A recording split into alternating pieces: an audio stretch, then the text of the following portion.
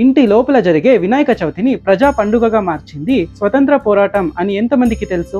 దీని గురించి తెలుసుకోవాలా? వీడియోలోకి వెళ్ళకన్నా ముందు ఒక స్మాల్ రిక్వెస్ట్, ఎవరెవరు ఇంకా ఈ ఛానల్ని సబ్స్క్రైబ్ చేసుకోలేదో సబ్స్క్రైబ్ చేసుకోండి.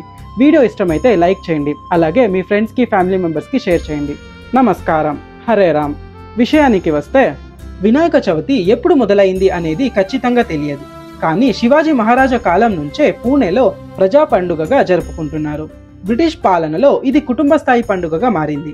కానీ 1892లో బౌసాహెబ్ లక్ష్మణ్ చావల్ గారు పూణేలో మొదటి ప్రజా వినాయక విగ్రహాన్ని ప్రతిష్ఠించారు.